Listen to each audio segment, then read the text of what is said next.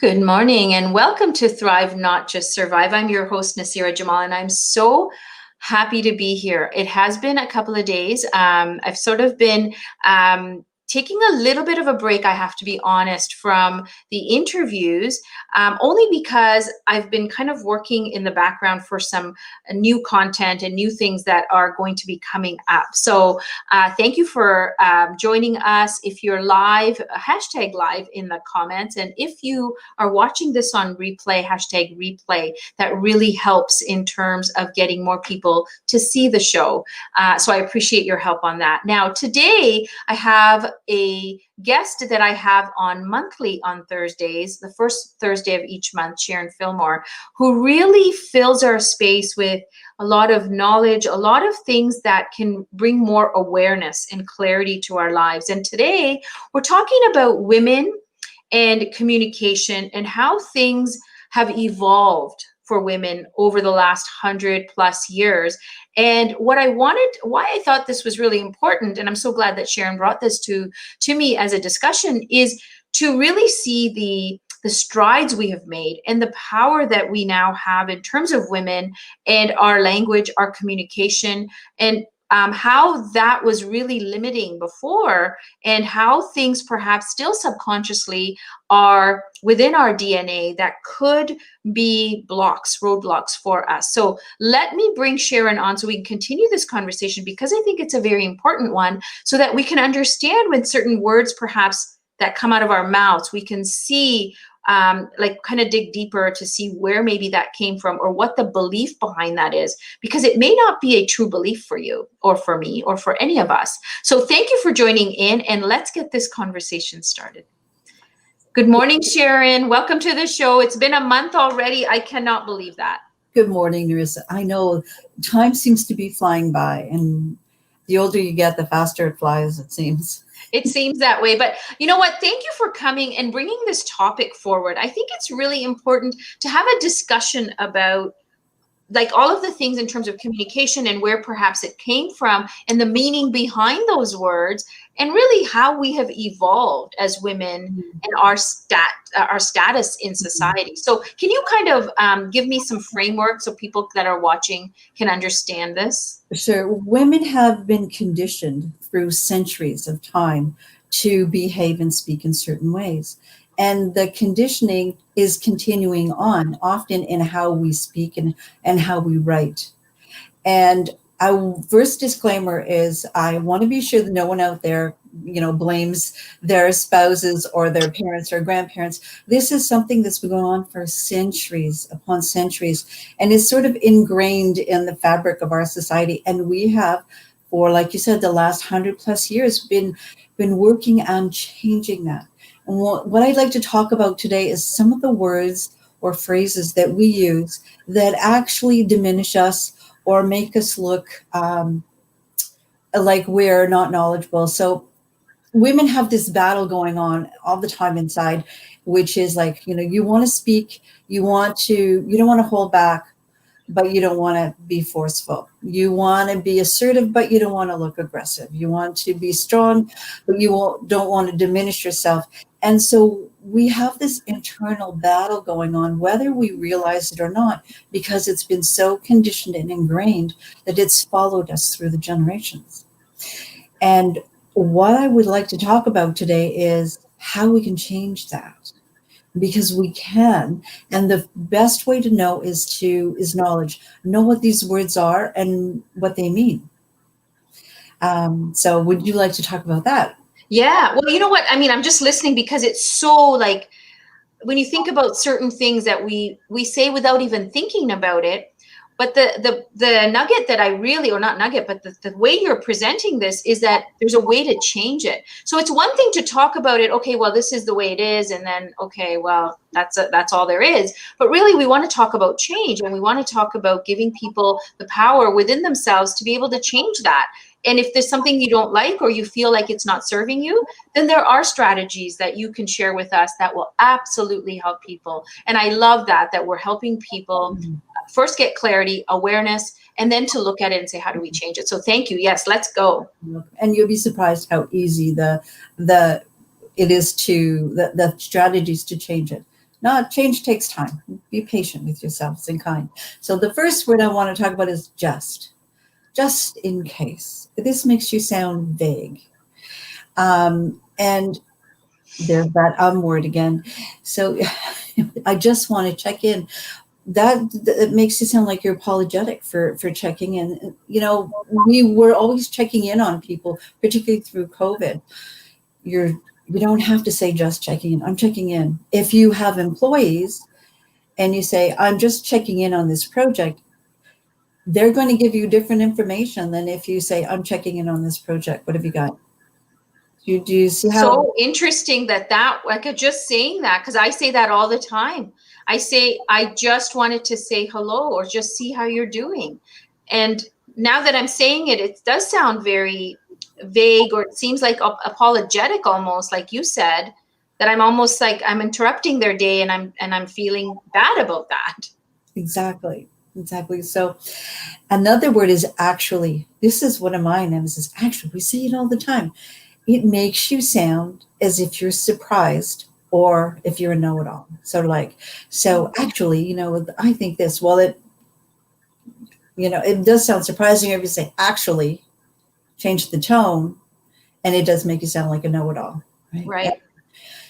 So it's a word that you can. I'm not saying never use it. I'm saying use it in a different manner so that you don't have to. Most of the time, you don't have to use the word. You just make a statement, and it'll change that. You can eliminate it. Another phrase is kind of, or sometimes if we say almost, I almost got it, you know. So this makes it sound like you're,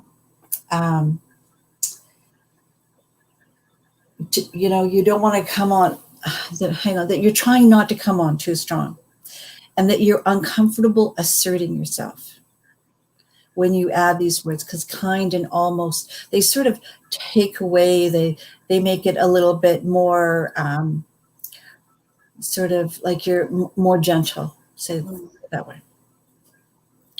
And so you can, instead of saying kind or almost, it's again, just you can eliminate the words or make the statement or use them in a way that they're more in the middle of the statement opposed to at the beginning, because at the beginning, very often that's what changes. And so let's just, I mean, I don't want to lose the point here, because I think, I don't want to confuse the people. So instead of saying, I'm just checking on you, you can say, I'm checking on you just to make sure you're okay. Because the just then went in the middle. Because it just went in the middle. And then then it's not taking away. The framework of that whole sentence changes, or even how a person may receive that would be different. Exactly. Mm-hmm. And it's the same with kind of and almost. Okay. Interesting. Yes. And then we're Canadian. How many times do you say this in a day? Sorry. I mean, we say it so often that it doesn't mean anything. However, it does say, I should not be taking up space. I'm sorry, I'm taking up space. And we don't think of it that way. And it's sort of this undertone that we don't realize is going out there. And this is something that men and women say in Canada all of the time. You go to some countries and you never hear the word. Yeah, I've been told that, like when I used to travel before COVID, because I would say, oh, I'm sorry. Like if I was walking and I kind of bumped into somebody, and I would just, or say, I'm sorry, or, just even, I don't know, getting a drink of water and saying, oh, I'm sorry, I didn't mean to come in your way. But yet, it's like this constant sort of robotic word that comes out of our mouth, and especially as Canadians, and we are known for that, right? Like we get told that all the time, saying, you guys say thank you and sorry so much, like it's constant. I mean, it's nice to be nice, obviously. I mean, I would rather be nice than not nice. That's true. And I think thank you is something that can never be overused, because people don't use it. However, right. Sorry can. Right. It can be overused. The other word is but.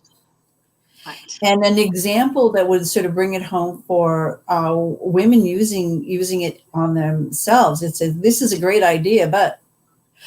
And if you if you relate it to, say, your children, say you have your children and you want them to clean up, say, their room, and you walk in and they're almost done, but not quite. And you say, oh, you've done a really great job, but you only have this part to clean up. That sounds like everything you said before doesn't mean anything because you have this little bit.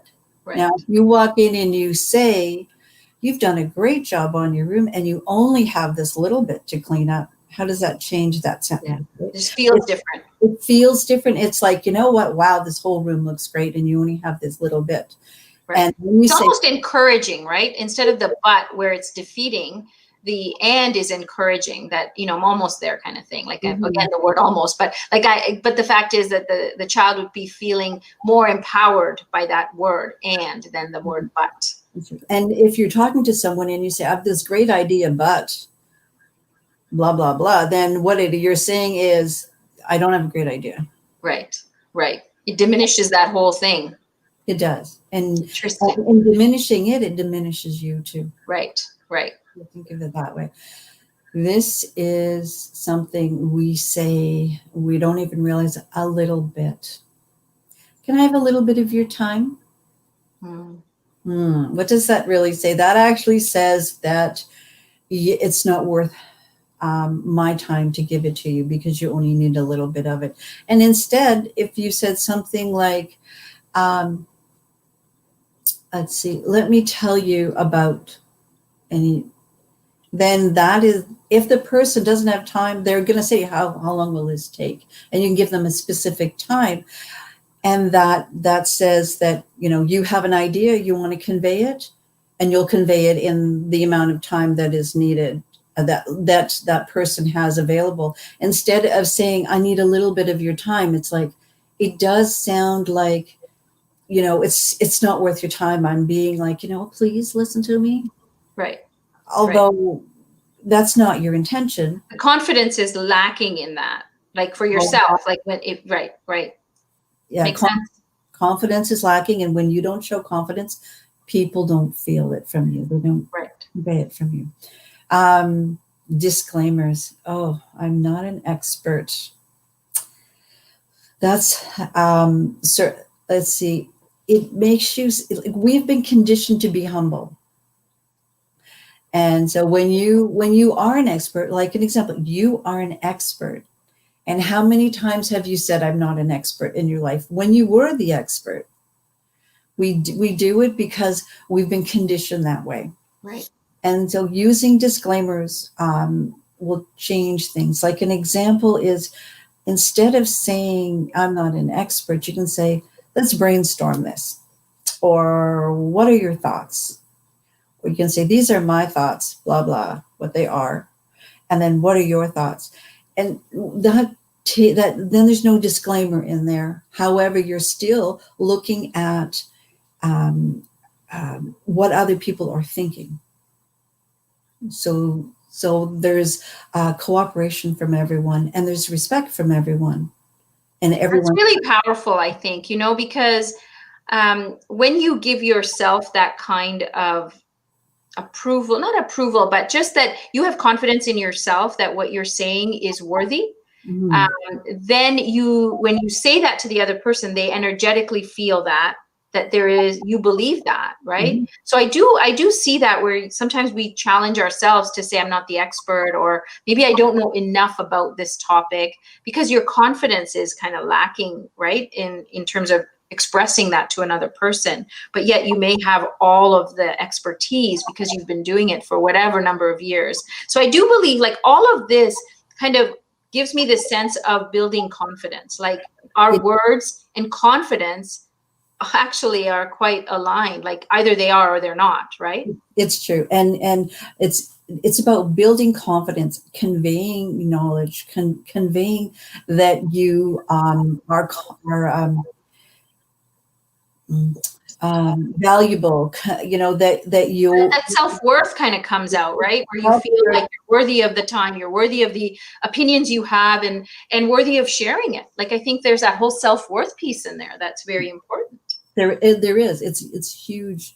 It's huge. And the words we use can change our own self-worth. And that's one of the reasons why I like to sort of bring this up. Our words change our self-worth. Right. Right.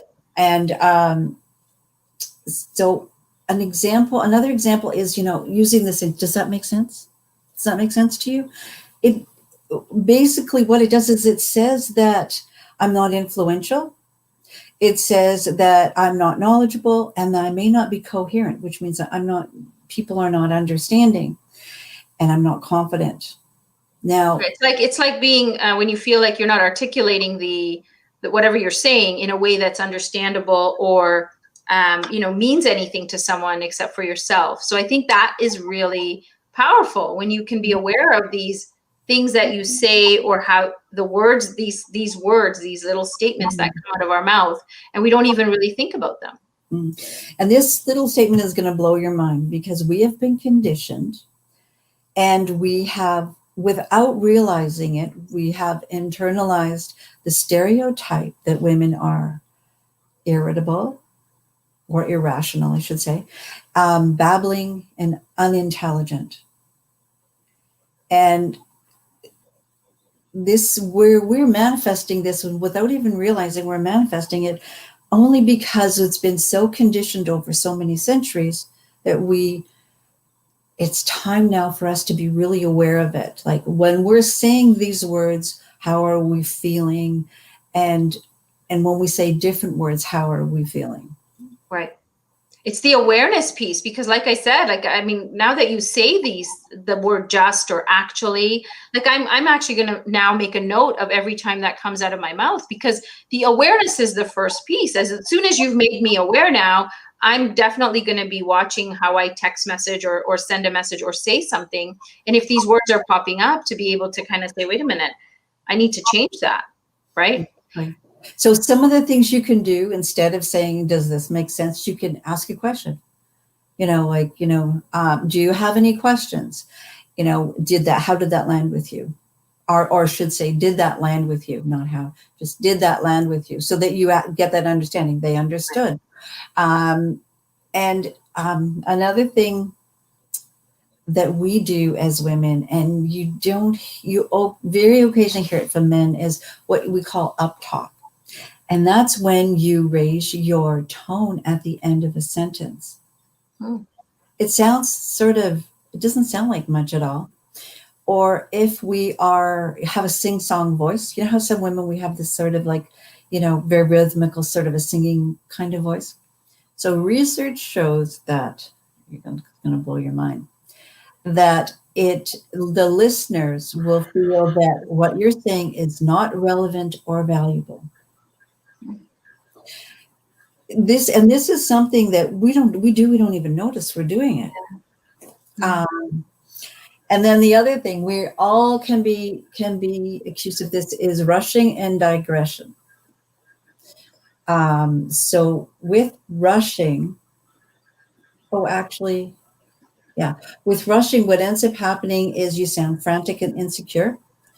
And when you also happens because women tend to be interrupted more than men. So women will very often rush to get everything in so that they can get their point of view across. Right. However, it doesn't get across. Now, the trick with this is punctuation and pauses. Because when you pause, you appear more confident. When you punctuate, when you're writing, it creates that pause. And the other thing it does is it helps you become more centered. It helps you collect your thoughts. And this is a really good place. Remember last month we talked about emotional agility? And this is a really good place to practice emotional agility. So to ask yourself the question, why am I rushing? Is it because because I got here late, I haven't had time to calm down? Is it because I'm worried about not being able to say what I want to say? Is it because I don't want to be interrupted? There's all of these, you can ask yourself these questions, and then how do I move forward? And automatically you get the answer, and you've already paused, so you've already looked more confident.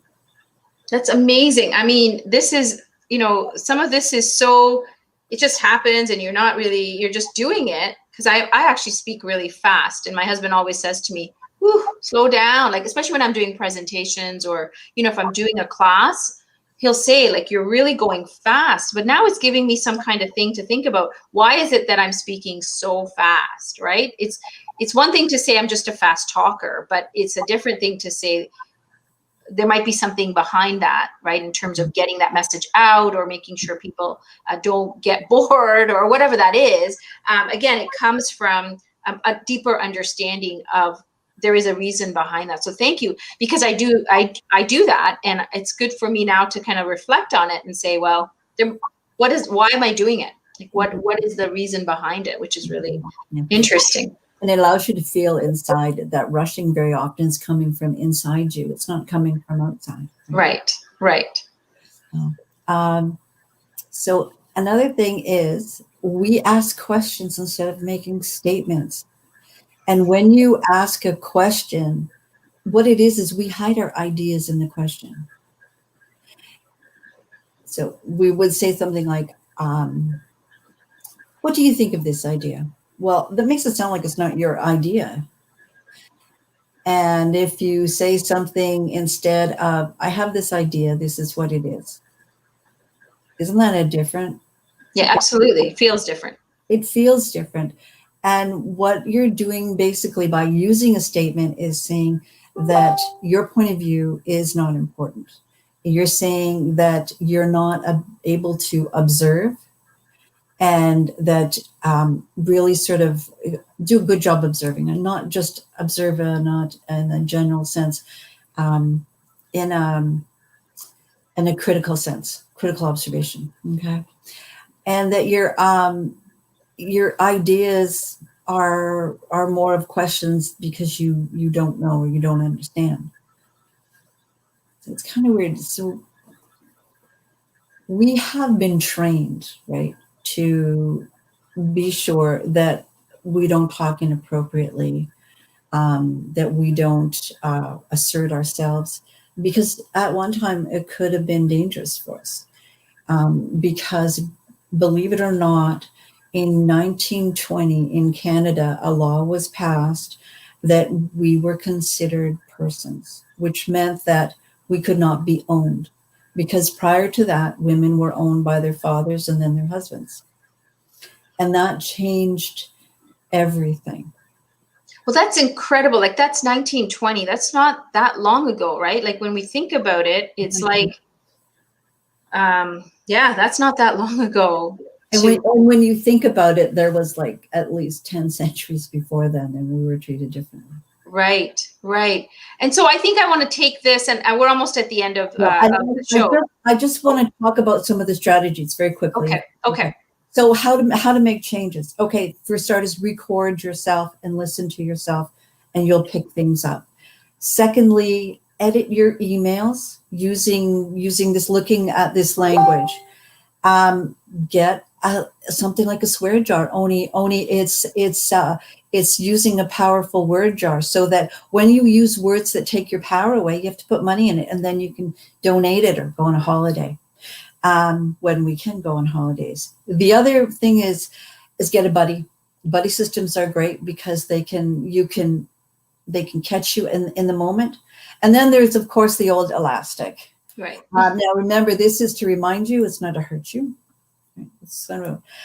Now, if somebody would like to have more information on this, or just even a list of the words and some ways to change it, they can either contact me through Facebook or through my email.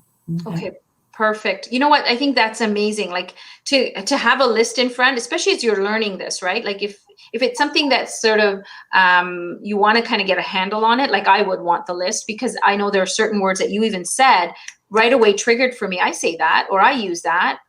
So it's really good to know. And again, like I said, awareness is the first step. Getting clarity on it is the second. And then it's like, okay, what's the strategy for me to insert a different word or to say it a different way? And like you said, the pausing, right? So all of those strategies can really help one feel more confident, feel more empowered. And I think this is why I think my show was even created, is to help people come to these realizations, right? Of how do you empower yourself? How do you become an empowered leader, right? If you are in business, how are you leading your folks? And this really matters because we communicate in different ways all day long, right? Exactly. And you want to come from a place of power and confidence. Whether you're talking to your boss, your employees, the neighbor next door, or your kids. Yeah. Yeah. Well, communication is key, I think, and I've been talking about communication for a while now. And I think this is so important because it's just this, like you said, it's, these things you don't even realize you say it, and you don't put any meaning to it. Like when you say, I just called to check on you, but yet there's such a deeper meaning behind those words and how they're being received that says a lot more than the actual word itself. So I love that you've brought this to our attention. And I do have to kind of close this show off with just asking people, if you're watching this and you want this list, contact you by Facebook Messenger. You're on there. They can send you a PM. On this thread, we can put your email address, so maybe they can just shoot you an email. But thank you so much for imparting this. Like, again, it's knowledge. It's what people need to hear. Just because we're doing a lot of reflective work right now with COVID, we've had some real, things that we had to consider. And who are we? What are we doing? Why are we here? So this really helps in terms of bringing something forward for all of us to be better at communicating. So thank you so much. Thank you for having me. It's been wonderful to be here. Awesome. Awesome. So I hope this helped you guys. Like, I know the 30 minutes goes so quickly, and Sharon always has so much to share with us. So if you want more information, you want maybe a list of these words, or you maybe just want to have a chat with her to see how, sometimes when you talk to somebody else, you can get even more clarity, reach out to her on Facebook. We'll put the email in the chat as well. Hope you guys are having a wonderful week. And I want to, again, wish you all a well, healthy, prosperous weekend as we come towards that. Remember to be kind to yourself and others. I will see you tomorrow in the morning with Dr. Cheryl Bryant Bruce. See you then.